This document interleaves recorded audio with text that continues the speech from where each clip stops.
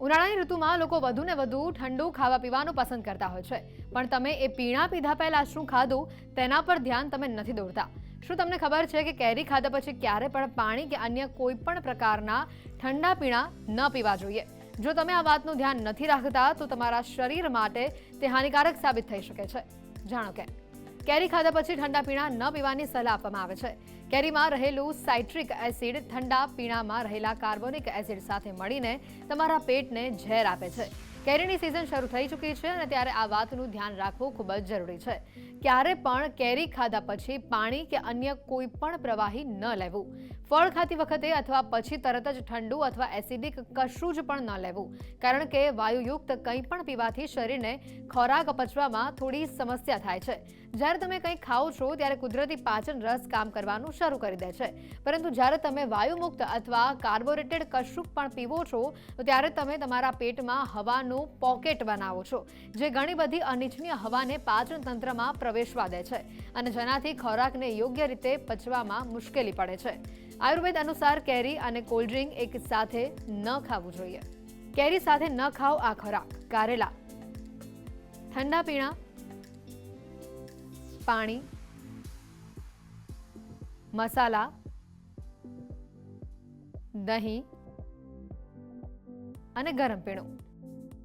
કેરી પછી તરત જ કારેલા ખાવાથી પેટમાં ગડબડ થઈ શકે છે અને જેનાથી ઉલટી, શ્વાસ લેવામાં તકલીફ કે ચક્કર આવવા જેવી સમસ્યાઓ થઈ શકે છે.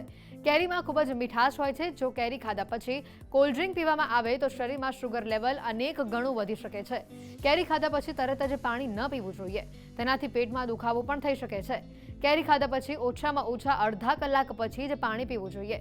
જો તમે કેરી ખાધા પછી મરચાં કે મસાલા ખાઓ છો તો તે ત્વચામાં ખંજવાળ અથવા ઇરિટેશન જેવી મુશ્કેલીઓ ઊભી કરે છે. કેરી કે કોઈ પણ ફળ સાથે દહીં ખાવાનું ટાળવું જોઈએ. ફળો સાથે ખાવાથી ટોક્સિન, શરદી અને એલર્જીનું કારણ તે બની શકે છે. ઠંડા પીણાની જેમ ગરમ પીણા પણ કેરી સાથે ન લેવા જોઈએ. તે સ્વાસ્થ્ય પર વિપરીત અસર પાડે છે.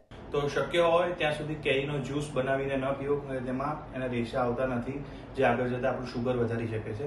આથી આખી કેરી કાપી અને રસ બનાવીને પીવો વધારે સારો છે. આ ઉપરાંત જ્યારે કાચી કેરી કે પાકી કેરી બંને ખાવામાં આવે છે ત્યારે તેની સાથે તે ખૂબ વિપુલ પ્રમાણમાં શુગર લઈને આવે છે. આ ઉપરાંત તેની અંદર ફાઇબર્સ પણ રહેલા હોય છે. આથી કેરી ખાઈ અને પછી તરત જ કોઈ પણ પ્રકારનું પાણી, ઠંડુ પાણી અથવા ઠંડા પીણા ન પીવા જોઈએ, કારણ કે કેરી એક ફળ પોતે જ વિપુલ પ્રમાણમાં ફ્રુક્ટોઝ ધરાવતું હોવાથી તેના પાચનમાં સમય લાગે છે. આ ઉપરાંત જેમાં જે વધારે પડતું જે શુગર છે એ એમાં રહેલા ફાઇબર્સ પાછા શોષી લે છે, આથી લોહીમાં ભળવા દેતા નથી. પરિણામે આપણું બ્લડ શુગર આગળ વધતું નથી.